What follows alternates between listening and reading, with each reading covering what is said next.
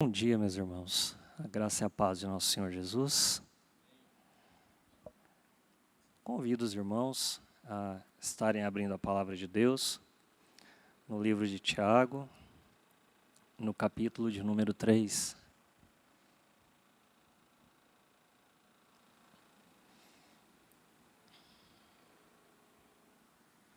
Tiago, capítulo de número 3.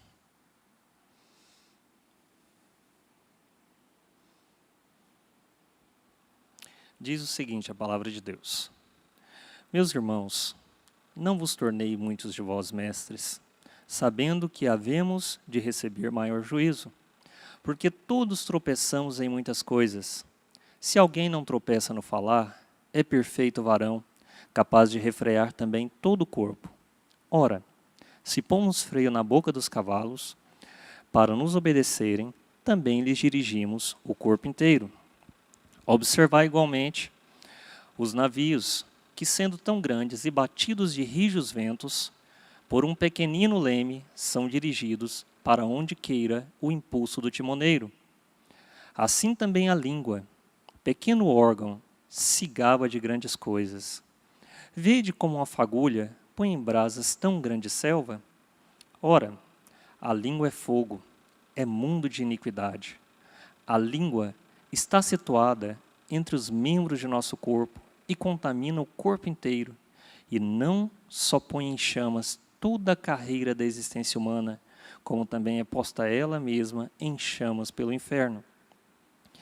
Pois toda espécie de feras, de aves, de répteis e de seres marinhos se doma e tem sido domada pelo gênero humano. A língua, porém, nenhum dos homens é capaz de domar. É mal incontido, carregado de veneno mortífero. Com ela bendizemos ao Senhor e Pai. Também com ela amaldiçoamos os homens, feitos à semelhança de Deus. De uma só boca procede bênção e maldição. Meus irmãos, não é conveniente que essas coisas sejam assim. Acaso pode a fonte jorrar do mesmo lugar o que é doce e o que é amargoso? Acaso, meus irmãos, pode a figueira produzir azeitonas ou a videira figos? Tampouco a fonte de água salgada pode dar água doce. Quem entre vós é sábio e inteligente? Mostrem mansidão de sabedoria, mediante condigno proceder às suas obras. Se, pelo contrário, tende em vosso coração inveja, amargura e sentimento faccioso, nem vos glorieis disso, nem mintais contra a verdade. Esta não é a sabedoria que desce lá do alto, antes é terrena, animal e demoníaca. Pois onde há inveja e sentimento faccioso, aí há confusão e toda espécie de coisas ruins. A sabedoria, porém, lá do alto, é primeiramente pura, depois pacífica, indulgente, tratável, plena de misericórdia e de bons frutos, imparcial, sem fingimento. Ora, é em paz que se semeia o fruto da justiça para os que promovem a paz. Aleluias. Senhor, meu Deus e Pai, te louvamos, Senhor, pelo sol da manhã. Te louvamos, Senhor Jesus, pelo ar que respiramos. Te louvamos, Senhor, por este clima agradável que tem nos dado hoje. Te louvo, Pai, pela vida de cada um dos meus irmãos. Pai Santo, que a Tua palavra, Senhor, possa ter liberalidade, Senhor, de penetrar aos nossos corações. Fala conosco, Espírito Santo de Deus, para que o Teu nome, Senhor Jesus, venha ser engrandecido a cada dia mais, em nome de Jesus. Amém e amém. Amém. Meus irmãos, muito bom dia mais uma vez, né? Então, quando o pastor falou para mim falar de Tiago, capítulo 3, eu falei, nossa, que texto. Ele é um texto difícil de ser falado e a gente tem que procurar muito amor para falar desse texto. Mas também é um texto muito bacana, porque a gente reflete muito sobre a gente. E ele é um texto que ele fala primeiro com quem está falando. e depois com quem está ouvindo. Quando a gente vai falar de Tiago, os historiadores antigos, como Flávio Joséfo e Clemente, eles entendiam que esse Tiago da epístola era provavelmente um dos irmãos de Jesus. E eles atribuem isso, existiam mais outros 2 Tiagos no Novo Testamento, mas eles creem que esse Tiago é um dos irmãos de Jesus, apesar que até hoje existe um grande debate sobre isso. E o livro de Tiago, ele usa toda uma linguagem poética, muito similar aos livros de Salmos e Provérbios, para falar conosco. E essa linguagem ela é bacana para que nós tenhamos um entendimento do que o apóstolo ele quer falar aos nossos corações. E aí, ele começa fazendo uma advertência, e é interessante, porque a primeira advertência que Tiago faz não é para quem ouve, não é para quem está sendo liderado ou para quem está aprendendo. A primeira advertência que Tiago faz é para os líderes. E isso é interessante, né? Já está aqui? Amém.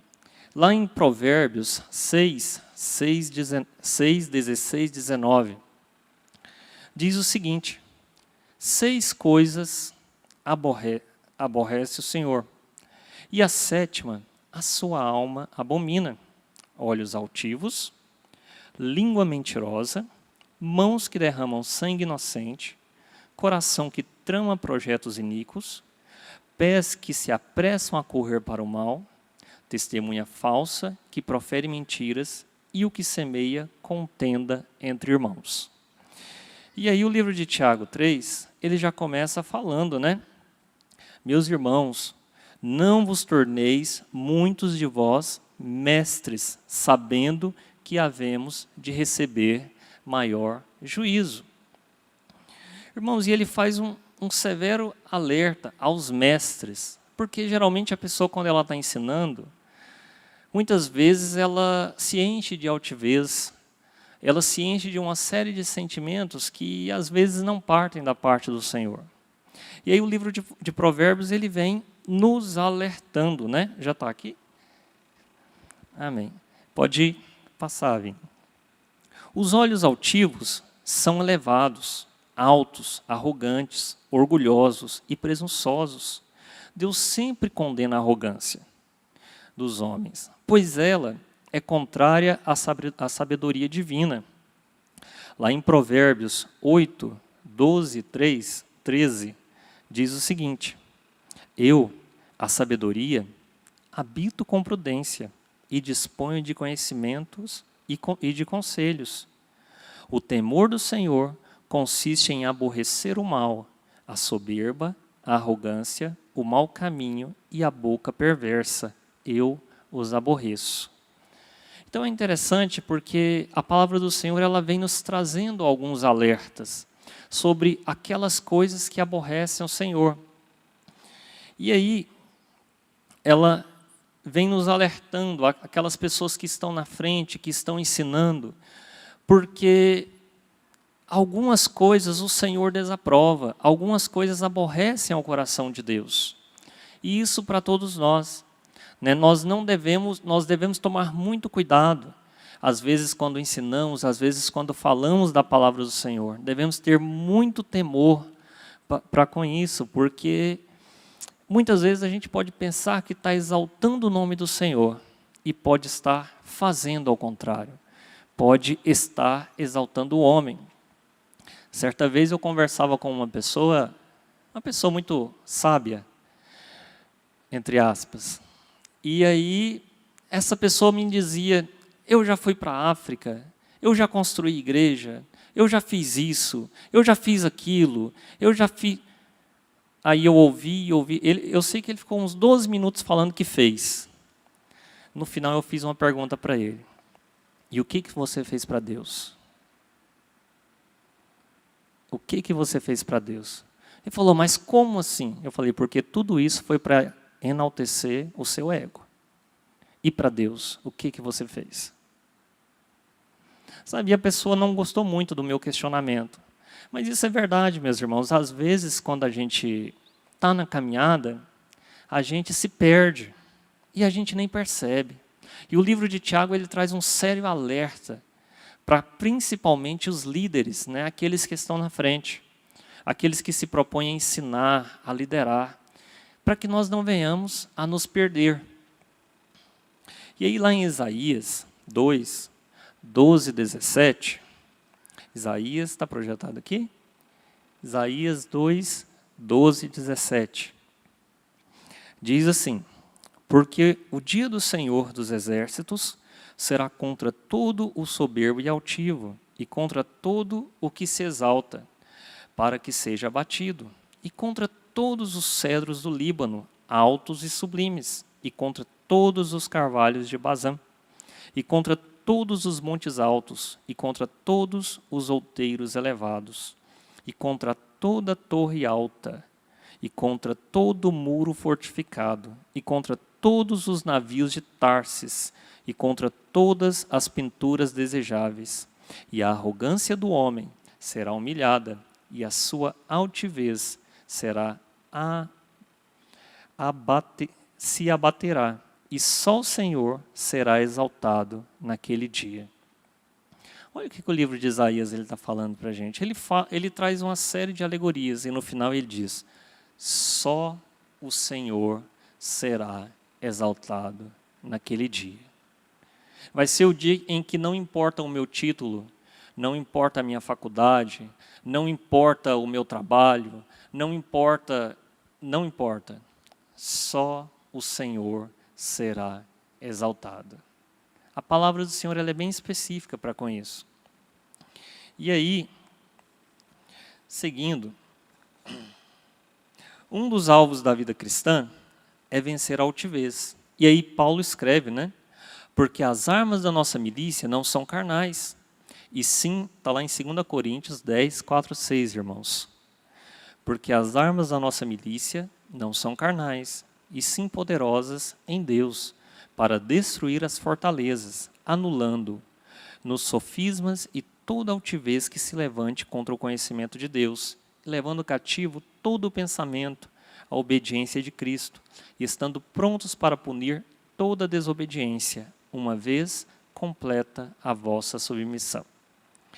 E aí um grande perigo, meus irmãos, que a nossa caminhada cristã às vezes nos traz. A gente se converte naquele fogo, naquela bênção, naquela humildade, mas aí o tempo vai passando e a gente vai estudando e vai aprendendo coisas novas e vai aprendendo e vai conhecendo grandes autores e vai conhecendo grandes teólogos e chega um momento que a gente pensa: eu sei muito, eu sou grande, eu sou maior que o meu pastor.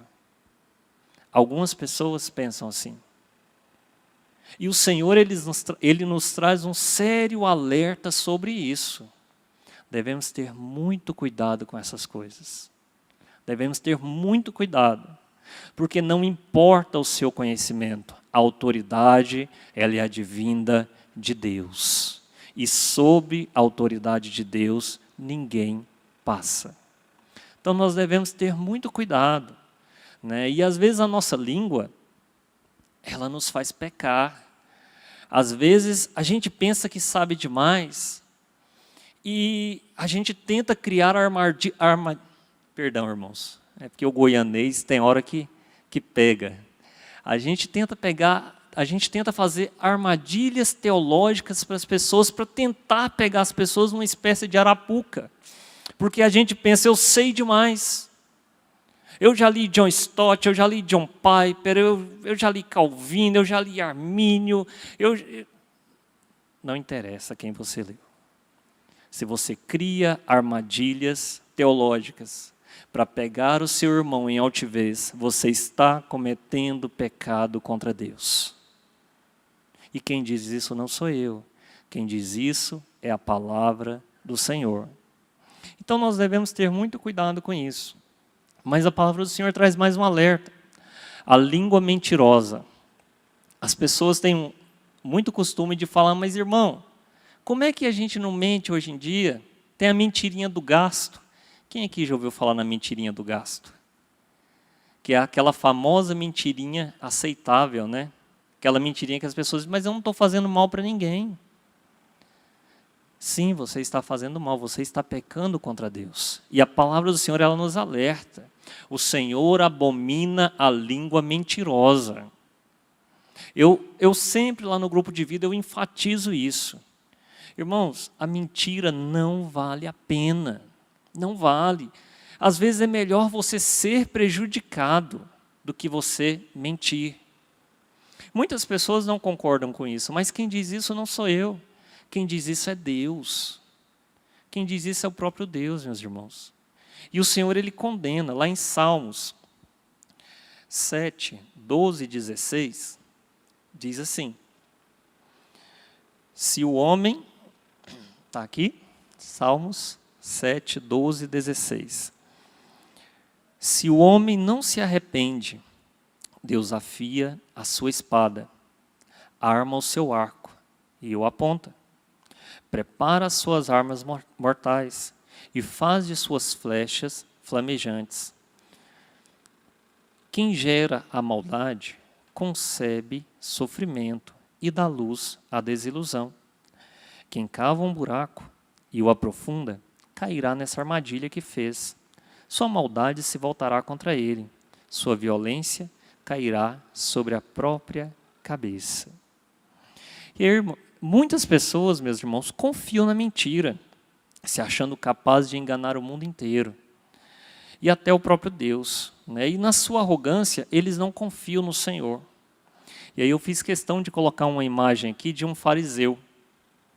Né? Os fariseus, se você procurar no dicionário, os fariseus, você vai ver lá que os fariseus, pelo menos na maioria dos dicionários, eles estão como estudiosos da lei judaica e mentirosos.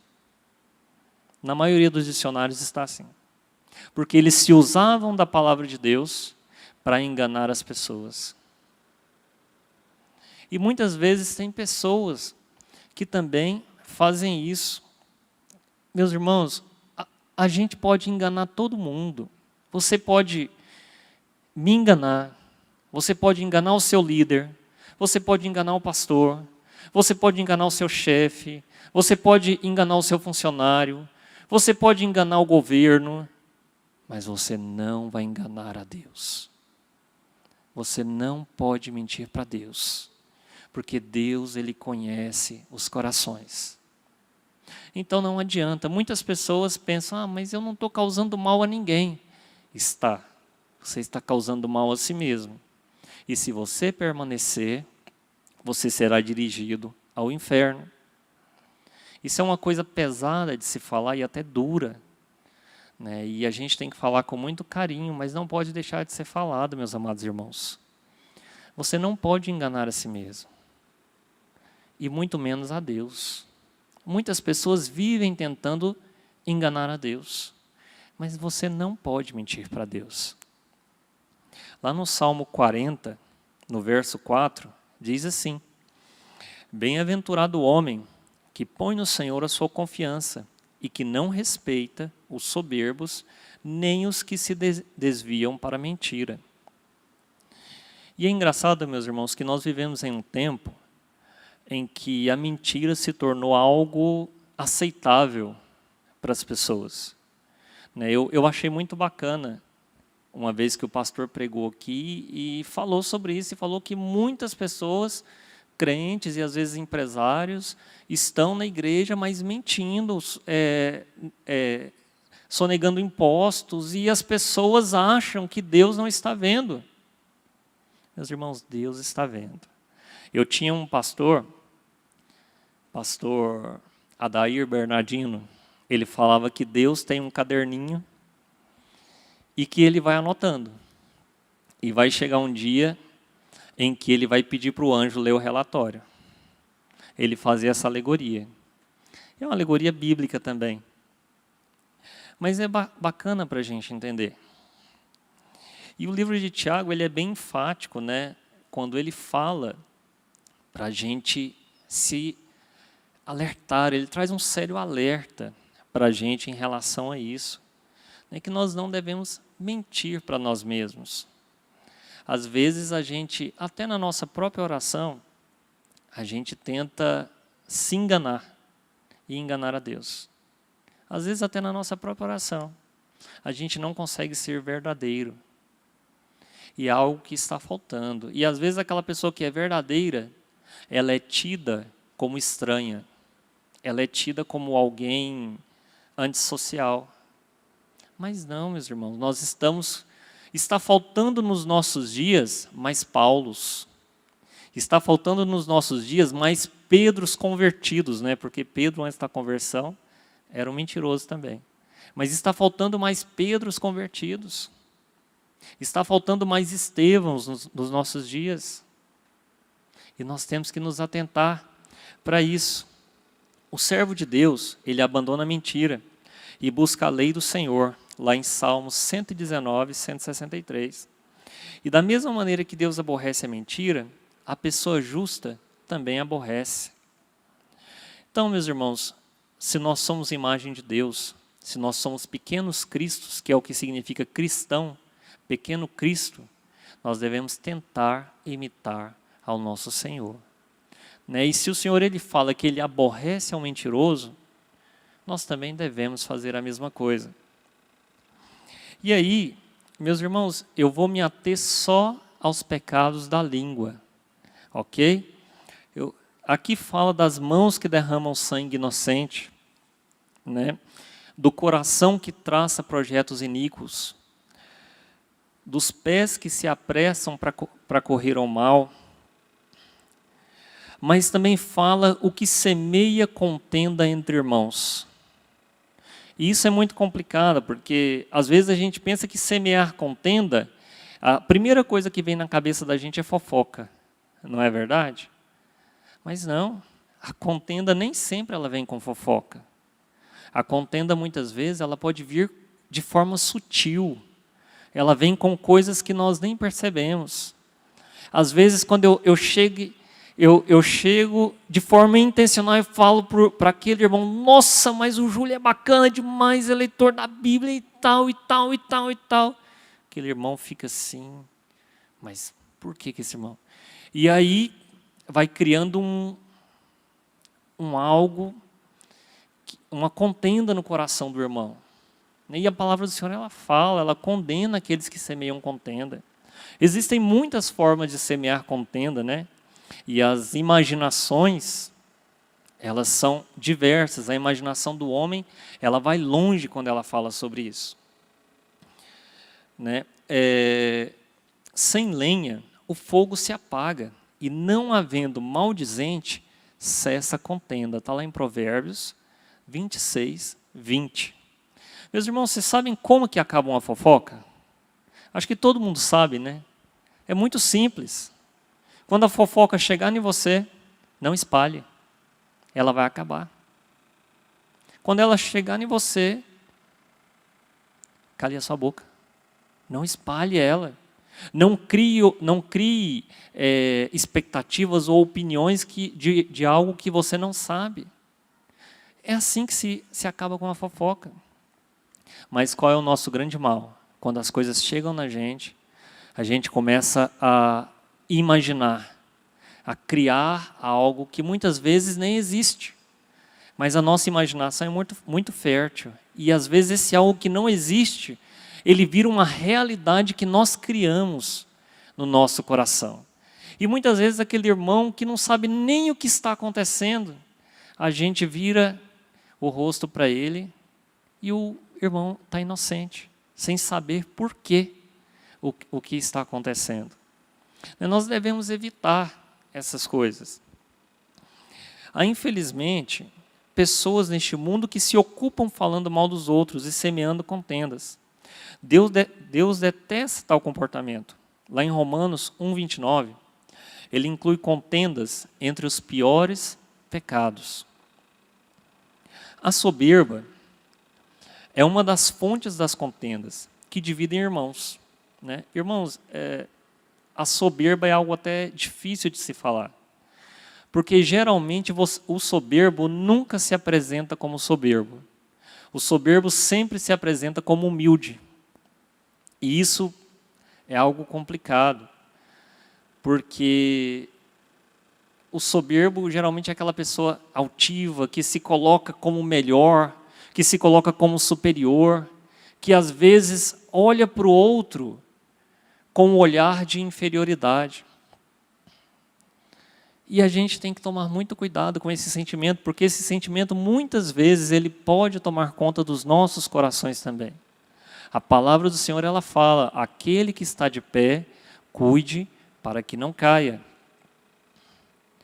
E aí, lá em Provérbios 13:10, diz assim: da soberba só resulta a contenda, mas com os que se aconselham se acha a sabedoria. E lá em Provérbios 17, irmãos, eu estou indo muito rápido? Parece que eu estou meio ligeirinho. Se eu estiver indo muito rápido, vocês levantam a mão e falam: peraí, calma aí, irmão, puxa o freio. Mas, vamos lá. Lá em Provérbios 17, 19, o texto diz o seguinte: o que ama a contenda, ama o pecado. E o que faz alta a sua porta, facilita a própria queda. Então, irmãos, nós devemos tomar muito cuidado com essas coisas. Às vezes, facilitar a contenda não é participar, mas é você criar canais, criar pontes para que algo venha acontecer.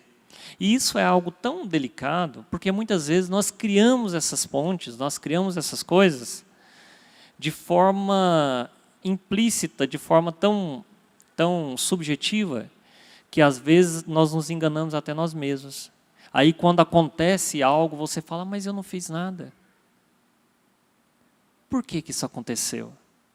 Você fez, você estava participando.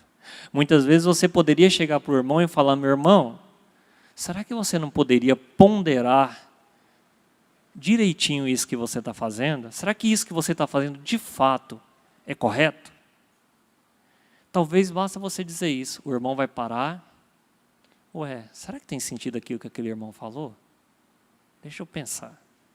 Vai orar a Deus e quem sabe vai mudar de ideia. E quem sabe um grande problema não vai deixar de acontecer. Meus irmãos, eu conheço igrejas grandes que foram divididas por causa de uma frase. E isso não é uma, eu conheço mais de uma igreja. Foi literalmente dividida. Eu conheço uma igreja que perdeu 80 membros de uma vez por causa de uma frase. Uma simples frase. Aí você fala: mas, nossa, que povo sem maturidade. Não, meus irmãos. Palavra lançada é como flecha. E depois que ela é lançada, ela não volta atrás. Uma pessoa machucada é muito difícil de se curar. E muitas vezes o reino de Deus ele é prejudicado pela nossa falta de maturidade em lidar com a nossa própria língua. Então, às vezes é necessário que nós nos guardemos um pouco de falar algumas coisas. Porque se nós formos colocar para fora tudo que vem ao nosso coração, meus irmãos, misericórdia. Misericórdia. Eu não sei se é só comigo, mas não sei se os irmãos são diferentes de mim. Mas se a gente for colocar para fora tudo que vem ao coração, a gente vai falar muita besteira. Eu estava no grupo de vida na quarta, e o Júlio mais a Tina estavam lá. E aí apareceu aquele assunto daquela criança que estava presa num... Eu não vi o vídeo, irmão, só fiquei sabendo. Estava presa num tambor pelo pai. Eu creio que os irmãos devem ter ficado sabendo. E aí, quando apareceu o assunto, eu até comentei com a Tina, né, irmã Tina? Até falei: irmãos, esse tipo de assunto eu não gosto nem de falar, porque me dá uma ira, eu não sei nem como que eu chamo disso, que eu peco só de pensar nisso. Sabe, então nós devemos evitar. Às vezes é melhor você guardar essa ira, às vezes é melhor você guardar isso, chama o pastor no gabinete e fala: pastor, vamos orar comigo. Eu estou sentindo um negócio aqui, o negócio tá fervilhando, tá difícil. Me ajuda. Eu tenho certeza que o anjo da igreja vai ter uma palavra de Deus para o seu coração. Tenho certeza que ele vai ter algo que vai te confortar e vai acalmar o seu coração. Então, meus irmãos, nós devemos ter muito cuidado, às vezes, com os nossos pensamentos e sentimentos. E aí, lá no tópico 2, pode passar, Vini. Aquele, pois, que pensa estar de pé, veja que não caia. Está lá em 1 Coríntios 10, 12. E, meus irmãos, mais uma vez, aprenda a controlar a sua língua. Irmãos, a língua, ela é um órgão tão pequenininho, mas que pode causar tanto mal. E Tiago fala aqui em seu livro, né? Porque todos tropeçamos em muitas coisas. Se alguém não tropeça no falar, é perfeito varão, capaz de refrear também todo o corpo. Olha que interessante, irmãos, que analogia bacana que ele faz. Se alguém não tropeça no falar, é perfeito varão, capaz de refrear todo o corpo. Meus irmãos, quantos casamentos, quantos relacionamentos, de todas as formas possíveis, são destruídos por palavras. Às vezes o marido, ele estressa no trabalho, chega em casa, e a esposa fala alguma coisa e ele solta. Às vezes ele não queria falar, mas ele não guardou a sua língua, ele solta. Às vezes a esposa está estressada com um monte de coisa e o marido já está chateado com uma série de coisas, né? E ela solta. Irmãos, e tem coisas que vão minando, vão machucando aos poucos e vão causando cicatrizes que às vezes ficam abertas. E se a gente não vigiar, essas cicatrizes elas vão necrosar. E quando elas necrosam, fica muito difícil de ser curado. Irmãos, eu tive um caso, eu acho que eu posso falar,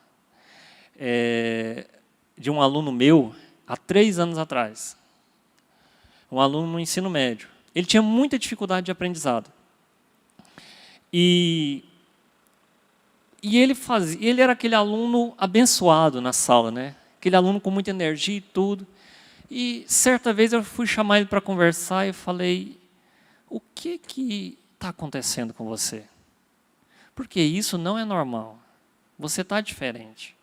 Por que você não quer estudar? Você não faz nem questão de abrir o seu caderno. O que acontece? O problema sou eu, professor? Você não gosta de mim? Pode falar. Eu não vou te repreender. Ele virou para mim e falou: professor, eu adoro a sua aula. Acho show. Você é bacana, você é legal com a gente. Mas para que eu vou estudar? A minha mãe me chama de burro.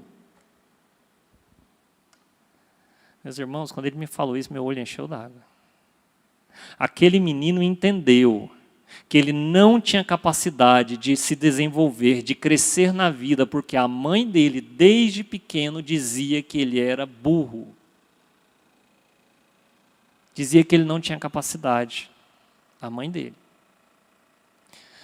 Eu não sou pai, mas quantos pais dizem palavras negativas aos filhos? Palavras de destruição. Sabe aquela coisa quando você está nervoso, fala: menino, você não sabe fazer nada. A gente pensa, e eu fiz uma especialização em psicopedagogia, a gente pensa que essas coisas não ficam internalizadas nas crianças, mas a criança ela guarda. E aí às vezes você fala para o menino fazer alguma coisa, ele não vai fazer e não vai fazer o esforço de fazer. Você sabe por quê? Porque você disse para ele que ele não é capaz. Você colocou na cabeça dele que ele não tem capacidade de fazer algo. Quantos homens vivem de cabeça baixa porque a esposa vira e fala assim: você é um derrotado, você não consegue nada na vida. Quantas mulheres vivem em depressão, vivem de cabeça baixa porque elas são massacradas pelas palavras dos seus maridos. Às vezes o empregado está lá no trabalho e é algo que é interessante falar.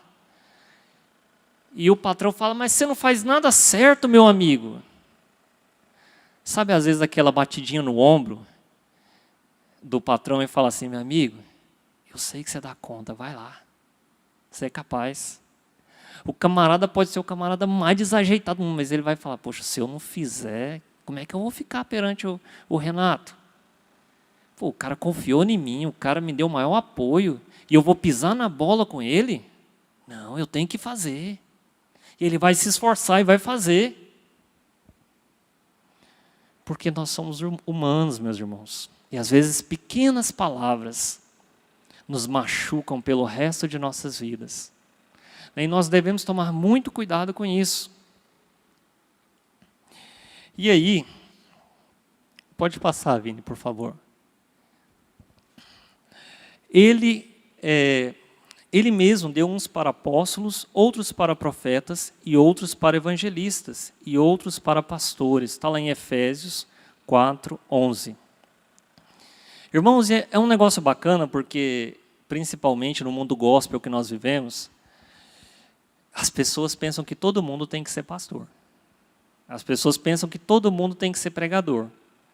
Ou todo mundo tem que ser cantor. Tem gente que não é pastor, tem gente que não é pregador, e tem gente que nunca vai ser cantor na vida, tipo eu. Se eu cantar aqui, os irmãos vão sair correndo. Nunca vai ser. E não adianta nem tentar, porque não dá certo. Mas tem gente que sobe lá para os infantis e dá show, as crianças amam. Tem gente que cuida da igreja, tem o zelo da casa do Senhor de uma forma impecável. Tem pessoas que talvez nunca vão pegar no microfone aqui na frente, mas estão lá atrás, cuidando do som, das câmeras e das outras coisas, de uma forma que eu jamais faria. E cada um de nós, o Senhor deu um dom diferenciado para honrar o nome dEle. Então, meus irmãos, às vezes a gente tem mania de exaltar demais quem faz uma coisa e se esquecer de quem faz outra. Mas todos são úteis para o reino de Deus. E nós devemos entender isso. Eu tinha um pastor que ele falava, irmãos, eu tive 3 pastores, tá? E todos os 3 eu tive uma ótima convivência, então sempre eu guardo as coisas que eles falaram para mim. E ele falava que a faxineira da igreja era mais importante que o pastor. Os irmãos não entendiam por que ele falava isso. Pastor Guilherme Bernardino, da igreja presbiteriana. Ele falava que a faxineira da igreja era mais importante que o pastor. E os irmãos ficavam, mas como assim? Ele falava, porque ela faz o que eu não faço. Irmãos, são coisas assim tão complexas e tão delicadas, porque nós lidamos com seres humanos e quando a gente pega a palavra de Deus e olha o Senhor Jesus tratando com as pessoas, o Senhor Jesus ele sempre foi delicado com as pessoas, ele sempre foi gentil. O Senhor Jesus ele nunca lançou uma palavra de destruição, ao contrário, ele sempre levantava as pessoas, né? E nós devemos também encher os nossos corações com isso. Lá em 1 Coríntios 12:28, está aqui já, diz assim, e a uns pôs Deus na igreja, primeiramente apóstolos, em segundo lugar profetas, em terceiro doutores, depois milagres, depois dons de curar, socorros, governos, variedades de línguas. Olha que bacana. Ele não fala que Deus colocou pastores e diáconos. Não. Ele diz apóstolos, profetas, doutores, milagres, dons de curar, socorro. O que é o socorro? Ah, eu bati meu carro ali.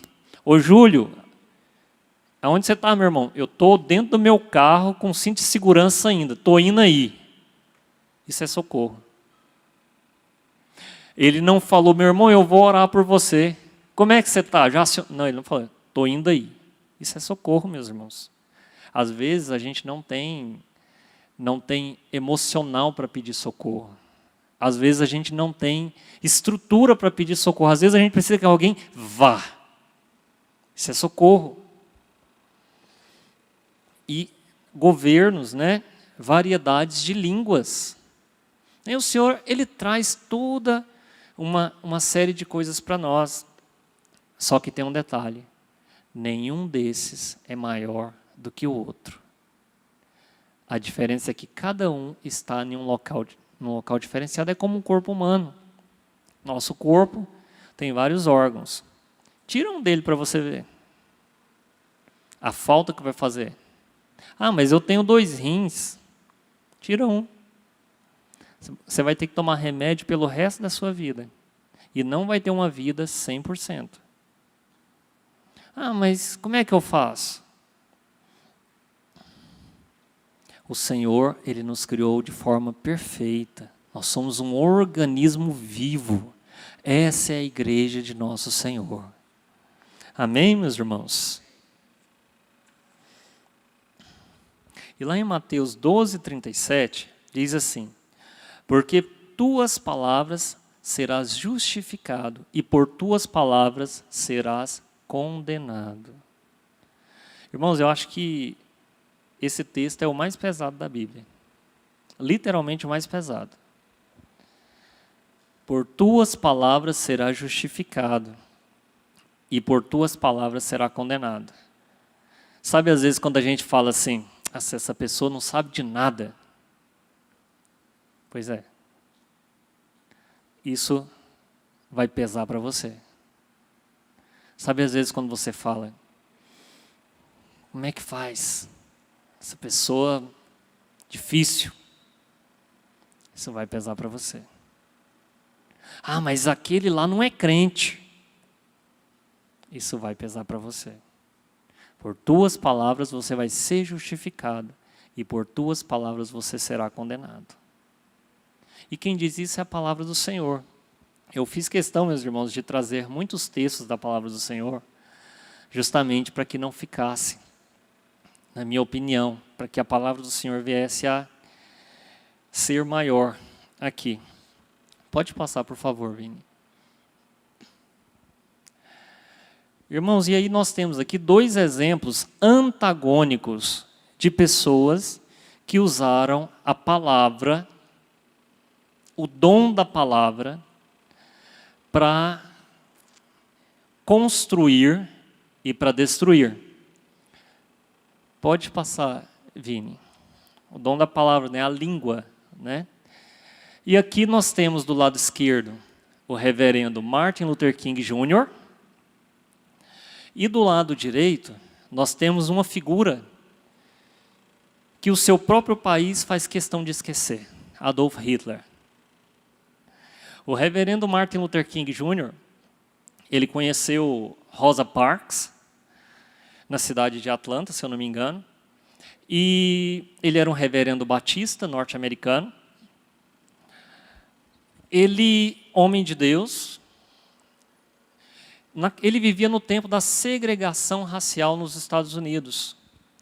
Naquele momento da história, haviam banheiros para pessoas brancas e banheiros para pessoas negras, bebedouros para pessoas brancas e bebedouros ou torneiras para pessoas negras, assentos nos ônibus para pessoas brancas e assentos nos ônibus para pessoas negras.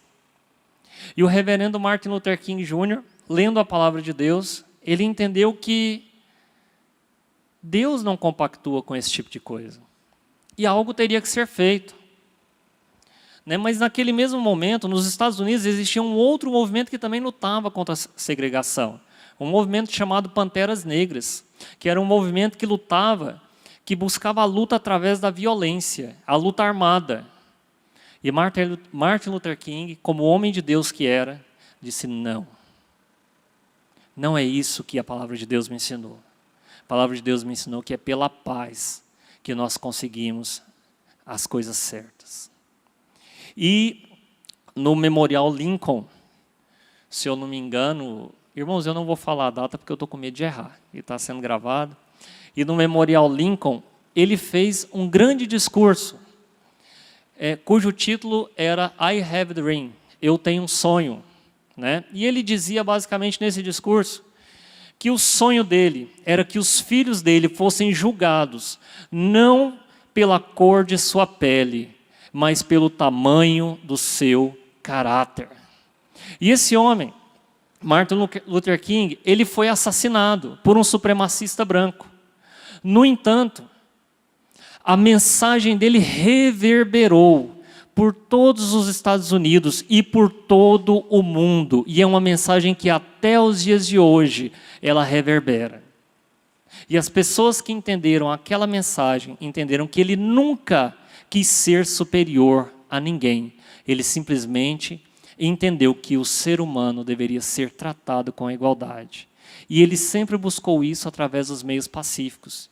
E ele é muito respeitado no mundo inteiro. Nos livros de história, de modo geral, você sempre vai achar a foto de Martin Luther King sendo exaltada. E como homem de Deus. O mais interessante é isso, como homem de Deus. Ele usou a língua, o dom da palavra, para fazer algo bom. Mas em contrapartida, de forma antagônica, nós temos aqui Adolf Hitler. Um homem, filho de pai judeu, nascido na Áustria, abandonado pelo pai na infância, que tentou entrar na escola de belas artes prussiana, que tentou entrar na escola de belas artes prussiana e não conseguiu, ele foi rejeitado. E ele tomou uma aversão por artistas e professores. Mas ele era um homem que falava muito bem. Ele era um homem que se expressava muito bem. E eu não sei se os irmãos já tiveram curiosidade, mas peguem um discurso de Adolf Hitler para vocês, um discurso traduzido para vocês ouvirem. Vocês vão ficar apaixonados pelas palavras que aquele homem falava e como ele falava. Era algo hipnotizante. Mas aquele homem usou tudo isso. E ele conseguiu, através da palavra, através do discurso, entrar, e ele entrou como espião da Alemanha no Partido Nacional Socialista Alemão, mais conhecido como Partido Nazista. E ele ganhou a presidência daquele partido. E através do discurso, ele foi até indicado a um Prêmio Nobel da Paz, coisa que hoje em dia os historiadores têm vergonha de falar. Ele foi indicado a um Prêmio Nobel da Paz. E através do dom da palavra, ele viajou a Europa inteira, falando de unificação e paz. Mas através do dom da palavra, quando ele estava no exílio, ele escreve um livro, Mein Kampf, Minha Vida. E através desse livro ele prega a supremacia alemã, ele prega a morte das pessoas, ele prega que Deus tinha escolhido uns para serem superiores e outros para serem massacrados. E esse homem ele é responsável, através do dom da língua e do dom da palavra, com pessoas como Joseph Goebbels e Mengele ao seu lado.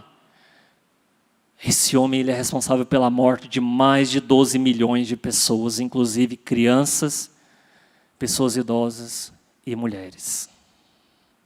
E o tema principal do discurso desse homem é um tema que atrai todos nós: Deus, pátria e família. Todos os discursos dele ele fala isso, todos, sem exceção. Eu sou um estudioso de história da guerra e quando eu faço questão de ouvir os discursos dele. E todos os discursos dele ele fala isso: Deus, pátria, família.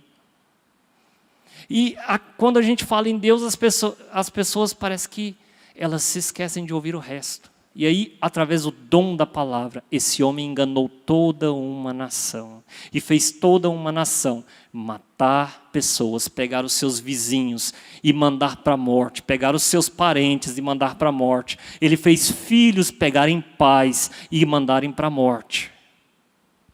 Esse homem fez isso, através do dom da língua. Então, irmãos, nós podemos ver o quanto a língua ela é poderosa. O quanto ela pode fazer e o quanto ela pode destruir. E é por isso que Tiago ele nos alerta aqui sobre o dom da língua, ou sobre a língua, né? O dom da palavra. E aí, irmãos, ele segue dizendo, né? Ora, se pomos freio na boca dos cavalos, para que nos obedecerem, também lhes dirigimos o corpo inteiro. Observar igualmente os navios, que sendo tão grandes e batidos de rijos ventos, por um leme pequenino, são dirigidos para onde queira o impulso do timoneiro. Pode passar, Vini, por favor.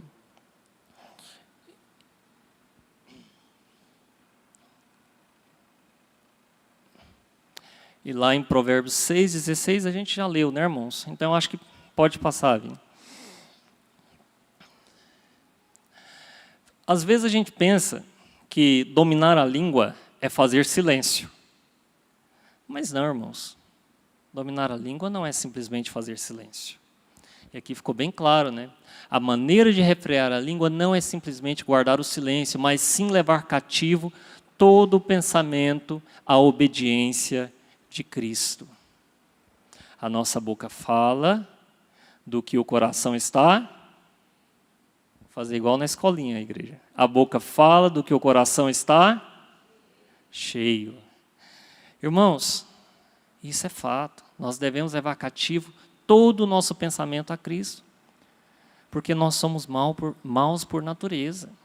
E se nós deixarmos os nossos pensamentos nos dominarem, as nossas palavras também serão más. Então nós devemos entender. Pode passar, Vini, por gentileza. E lá em 2 Coríntios 10, 5, diz assim. Você pode projetar, Dani, por favor?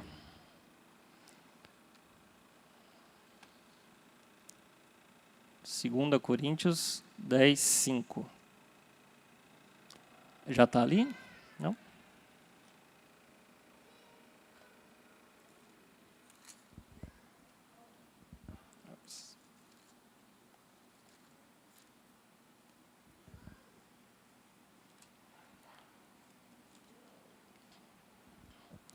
Diz assim: e toda altivez que se levante contra o conhecimento de Deus, e levando cativo o pensamento à obediência de Cristo. Então, às vezes, a gente faz isso sem querer, sem intenção. Mas a gente tem que se aperceber, né, e levar nossos pensamentos ao Senhor, independente de quais são. Às vezes a gente vê coisas, né, como esse caso da criança que eu citei anteriormente, que deixa a gente revoltado. Mas a gente tem que levar cativo o nosso pensamento a Cristo. Irmãos, eu sou saudoso de uma época em que os crentes, e eu acho que alguns dos irmãos aqui são dessa época, eles falavam que bandido bom era bandido convertido. Sou saudoso de uma época em que os pastores, a maioria deles, faziam questão de evangelizar bandido. E ninguém pedia punição, as pessoas queriam conversão. Hoje em dia as pessoas, elas não querem mais conversão, elas querem punição. As pessoas querem ser juízes. As pessoas querem tomar o lugar de Deus. E nós devemos tomar cuidado com isso. Porque a palavra do Senhor, ela fala que no final dos tempos, o amor de muitos esfriaria. Nós devemos nos acautelar para que o nosso amor não venha se esfriar. Sim, as pessoas, elas devem ser punidas pelos seus atos errados. Mas nós devemos orar para que elas sejam alcançadas pelo Espírito Santo de Deus. É essa a verdade bíblica. É isso que Jesus Cristo nos ensinou. Sabe aquele ladrão lá da cruz? Quando ele pediu para Jesus para que estejasse com ele? Irmãos, eu fico pensando muitos crentes nos dias de hoje, se estivessem no lugar de Jesus, ia falar: que você, bandido, só fez coisa errada a vida inteira, só prejudicou, você vai para o inferno direto. Muitos crentes nos dias de hoje falariam isso. Mas não foi o que Jesus fez, não. Jesus fez diferente. E nós devemos aprender com o Senhor Jesus, meus irmãos. Eu não estou defendendo quem faz coisas erradas. Eu só estou dizendo que a palavra do Senhor nos ensina algo diferente do que está sendo tratado nos dias de hoje.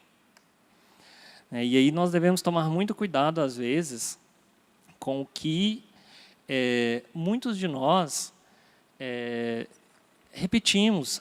Tem coisas que estão virando mantras nos dias de hoje, e a gente se esquece que os mantras contemporâneos, que as ideologias, que as ideias, elas são transitórias, elas passam, mas a palavra do Senhor não, ela dura pela eternidade. Nós devemos entender isso. Nós não podemos nos apegar a X ou a Y e achar que X ou Y tem 100% da razão, porque isso, não. Nós, como cristãos, devemos nos apegar à palavra de Deus. E somente a palavra de Deus. E ponto. Não existe outra verdade. Não existe outra ideologia. Não existe outro certo. É a palavra do Senhor. A palavra do Senhor, ela fala para a gente ter misericórdia com aqueles que nos fazem o mal. E é isso que nós, como cristãos, devemos aprender. Mas, infelizmente, nos dias de hoje, nós vivemos em um tempo em que a misericórdia ela anda em extinção. Pode passar, por favor, Vini. E aí, irmãos, para o nosso irmão Tiago, não dominar a língua é vivenciar uma vã religião, né? Está lá em Tiago 1:26. Então, meus irmãos, não dominar a língua é uma vã religião. O que seria algo vão? Algo inútil. É algo que não faz sentido. Então, nós como cristãos temos que aprender a dominar a nossa língua. Caso contrário, vivenciaremos uma vã religião. E aí, a religião verdadeira, ela tem uma tríplice responsabilidade. Pode passar, Vini. Diante de si mesmo, está lá em Efésios 4:29, diante do próximo. Volta, Vini. Diante do próximo e diante de Deus. Agora pode ir lá, Vini. Efésios 4:29. Diz assim: não saia da vossa boca nenhuma palavra torpe, e sim unicamente a que for boa para edificação, conforme a necessidade, e assim transmita graça aos que o ouvem. Aleluias. Então, meus irmãos, o que seriam palavras torpes? Palavras de destruição, palavras que não acrescentam. O que deve sair da nossa boca é edificação. É isso que deve sair da nossa boca. Próximo, por favor, Vini, Tiago 2:15. Se um irmão ou irmã estiverem carecidos de roupa e necessitados do alimento cotidiano, segue. Espera aí. E qualquer dentre vós lhe disser, ide em paz, aquecei-vos e fartai-vos, sem contudo lhes dar o necessário para o corpo, qual é o proveito disso? E aí é o que volta lá em Tiago 2, que ele fala, a fé sem obras, ela é morta. E muitas pessoas acham que Tiago ele é contraditório a Paulo, mas não, meus irmãos, a graça que Paulo fala se manifesta nas obras da vida do cristão. É muito simples entender a graça de Deus, ela se manifesta nas obras. Ela é manifesta pela vida do cristão, é o testemunho vivo. Pode, o próximo, por favor, Mateus 25:36. Estava nu e me vestiste, enfermo e me visitaste, preso e fostes ver-me. Olha só, irmãos, mais uma vez a palavra do Senhor nos ensina misericórdia.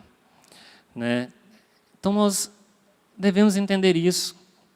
Se nós formos pegar, por exemplo, os primeiros cristãos, os grandes mártires da igreja, todos eles foram presos, meus irmãos, com acusações absurdas.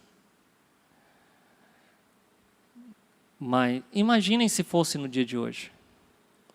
O que diriam de Paulo, hein, pastor Renato? Aposto que estava com gente errada para estar preso. Está falando mal do governo, isso aí não presta não.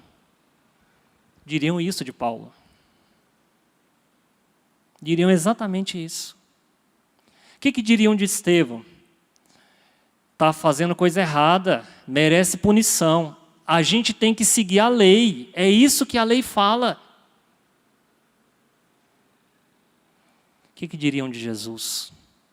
Radical, só sabe fazer confusão, está girando o povo contra o governo, tem que ser preso, só anda com bandido, só anda com gente que não presta.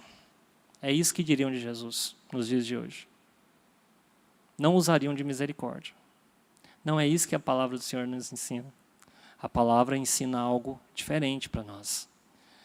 E aí, pode passar, Vini, por favor. Estou finalizando, irmãos. Pedro, ele serve de exemplo numa passagem.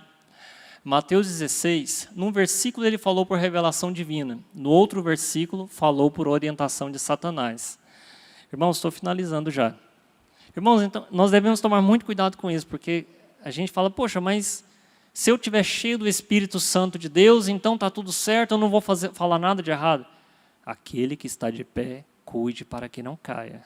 Pedro, lá em Mateus 16, num versículo ele exalta a Deus, e Cristo reconhece ele como homem de Deus. No outro versículo, ele é usado por Satanás.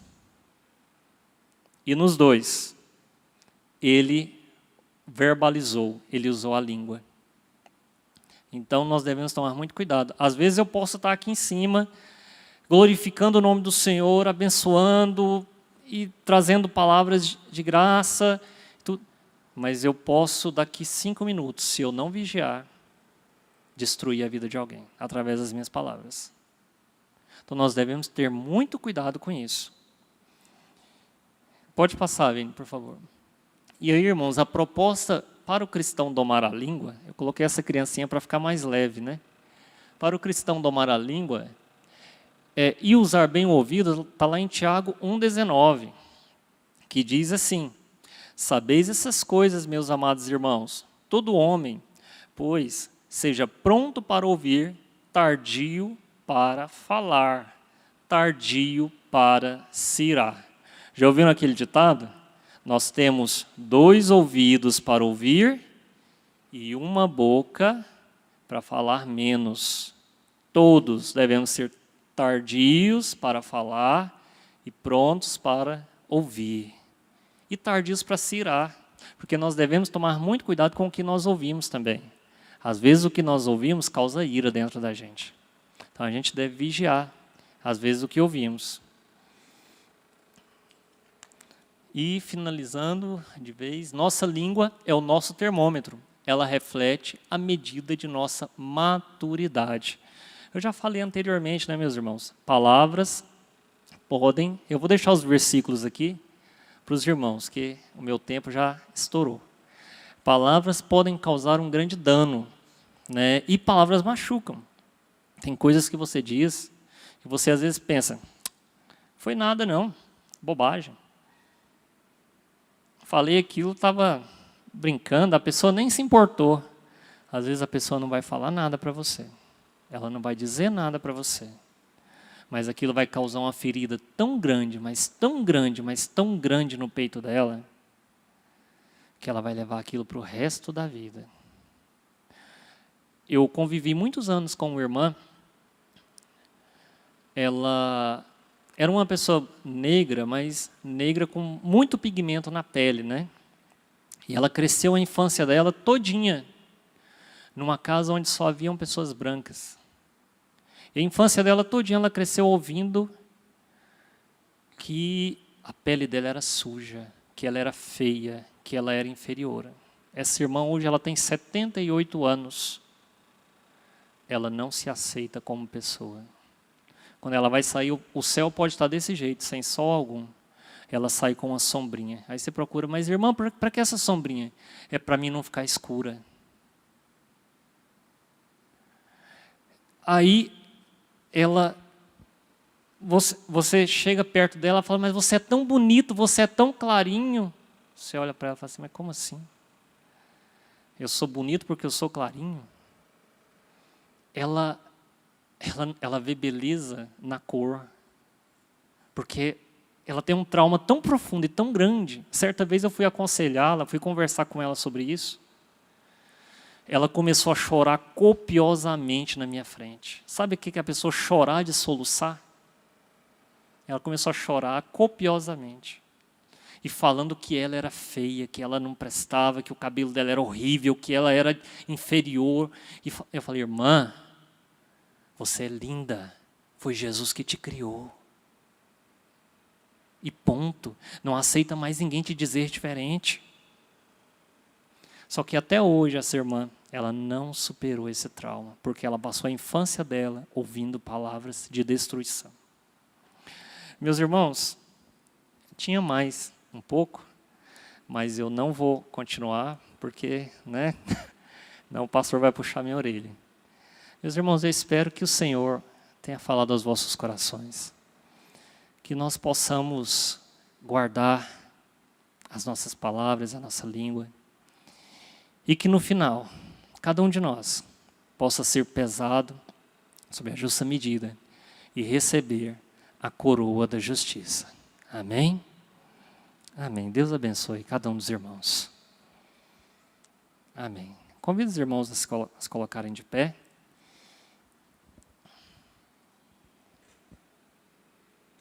Vamos estar orando ao Senhor. Senhor, meu Deus e Pai, obrigado, Senhor Jesus, pela Tua palavra. Obrigado, Senhor, por falar ao meu coração.